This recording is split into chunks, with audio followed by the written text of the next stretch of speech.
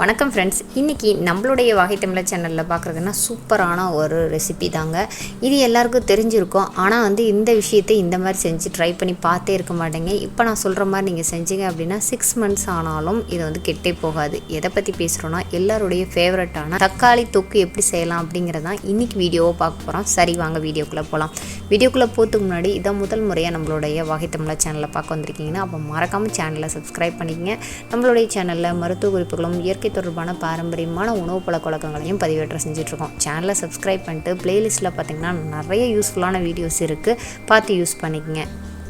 இதற்கு முதல்ல பார்த்திங்கன்னா 6 மாதம் இருக்கணும் அப்படின்னா கண்டிப்பாக அதில் தண்ணி ஒரு சொட்டு கூட சேர்த்தக்கூடாது. நல்லா ட்ரையாக இருக்கணும். ஸோ தக்காளி அந்த மாதிரி பழமாக எடுத்துக்கோங்க. மேக்ஸிமம் நாட்டு தக்காளியாக இருந்தால் ரொம்ப நல்லாயிருக்கும். இந்த மாதிரி எடுத்துகிட்டு நல்லா வாஷ் பண்ணிவிட்டு துணியில் நல்லா அந்த தக்காளி தொடச்சிக்கங்க. இதுக்கு பூண்டோ வெங்காயமோ எதுவுமே உங்களுக்கு தேவையில்லைங்க. ஸோ சிம்பிளாக பார்த்திங்கன்னா தக்காளி வச்சு மட்டுமே இந்த தக்காளி தொக்கு ரெடி பண்ண போகிறோம். ஸோ அந்த தக்காளி நல்லா எண்ணெய் ஊற்றிட்டு இந்த தக்காளியை நல்லா வதக்கிங்க. தக்காளி வதங்குற அளவுக்கு நல்ல எண்ணெய் இருக்கணும். ஸோ எண்ணெயில் வதங்கும் போது தான் உங்களுக்கு தக்காளி கெட்டு போகாது. இந்த மாதிரி வதங்கினோட்டும். வதங்கினதுக்கு அப்புறமா கொஞ்சம் ஜூஸ் வரும், அதை எடுத்து நல்லா அந்த மாதிரி ஓட்டையாக இருக்கும் இல்லையா, அதில் நீங்கள் போட்டுருங்க. மேக்ஸிமம் அந்த கீழே இருக்கக்கூடிய அந்த நீர்லாம் இருக்கும்ல, அதெல்லாம் கீழே வடிஞ்சிடணும். வெறும் தக்காளி மட்டும் இருந்தாவே போதும். ஸோ இதை ஒரு பக்கம் எடுத்து வச்சுங்க. அடுத்து இன்னொரு கடாயில் எண்ணெய் ஊற்றிட்டு நெல்லிக்காய் சைஸ் அளவுக்கு தக்காளி 1 கிலோ எடுத்துட்டிங்க அப்படின்னா ஒரு 100 கிராம் அளவுக்கு புளி எடுத்துங்க. ரொம்ப ஜாஸ்தியாக போட்டிங்கன்னா புளிப்பு ஜாஸ்தி ஆயிரும். ஸோ அதை எடுத்து நல்லா எண்ணெயில் ஃப்ரை பண்ணிடுங்க. கண்டிப்பாக இது வரைக்கும் புளி ஃப்ரை பண்ணி நீங்கள் பார்த்துருக்க மாட்டேங்கன்னு நினைக்கிறேன். ஸோ இதை ஒரு பக்கம் எடுத்து வச்சுருங்க. அடுத்து பார்த்திங்கன்னா உங்களுக்கு தேவையானது கடுகு பொடியும் வெந்தய பொடியும் தேவை. ஒருவேளை நீங்கள் ரெடிமேடாக வச்சுருந்தீங்கன்னா அதை பயன்படுத்திங்க. இல்லை அப்படின்னா கடுகையும் வெந்தயத்தையும் வறுத்துட்டு அதையும் பொடி பண்ணி எடுத்து வச்சுக்கோங்க. அடுத்து இந்த தக்காளியும் புளியும் நல்லா மிக்சியில் போட்டு நல்லா ஃபைன் பேஸ்ட்டாக அரைச்சிங்க.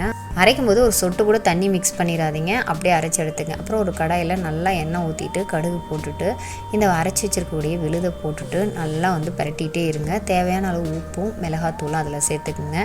சேர்த்துட்டு நல்லா வதக்கிட்டே இருந்தீங்க அப்படின்னா ஒரு பச்சை வாசம் ஸ்மெல் போயிடும். ஒரு 10 minutesக்கு அப்புறம் நீங்கள் என்னென்னா ஓரளவுக்கு வெந்துடும். அந்த டைமில் என்ன பண்ணிங்கன்னா நீங்கள் அரைச்சி வச்சுருக்கீங்க இல்லையா பொடி, ஸோ அதை அது கூட சேர்த்துக்குங்க. டேஸ்ட்டை பார்த்துட்டு தேவையான அளவு உப்பும் சேர்த்துக்குங்க. இதெல்லாம் சேர்த்துட்டு நல்லா எண்ணெய் பிரிஞ்சு வர அளவுக்கு ஸ்லோ சிம்மில் வச்சுட்டு நல்லா கிளறிட்டே இருந்தீங்கன்னா அது ஒரு விதமான ஊறுகாய் பதத்துக்கு வந்துடும். ஸோ இந்த அளவுக்கு வந்ததுக்கப்புறமா நீங்கள் ஸ்டவ் ஆஃப் பண்ணிடலாம். நல்லா சூடு ஆறணுன்னையும் நீங்கள் கண்ணாடி பாட்டிலில் ஸ்டோர் பண்ணி வச்சுட்டிங்கன்னா 6 months ஆனாலும் ஃப்ரிட்ஜில் வச்சு தாராளமாக நீங்கள் சாப்பிட்லாங்க.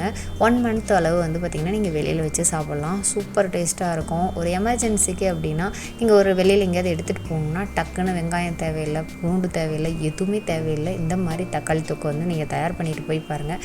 செம்ம டேஸ்டியாக இருக்கும். இது சப்பாத்திக்கும் பயன்படுத்திக்கலாம், இல்லை சாதத்துக்கு நீங்கள் போட்டு பிசைஞ்சு சாப்பிட்லாம்.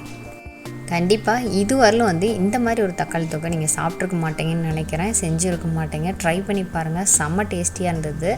எப்படி இருந்ததுங்கிறத மறக்காமல் கீழே கமெண்ட் செக்ஷனில் சொல்லுங்கள். ஒருவேளை உங்களுக்கு பிடிச்சிருந்துச்சு அப்படின்னா உங்கள் ஃப்ரெண்ட்ஸ் கூடயும் ஃபேமிலி மெம்பர்ஸ் கூடயும் இந்த விஷயங்களை ஷேர் பண்ணிக்கங்க.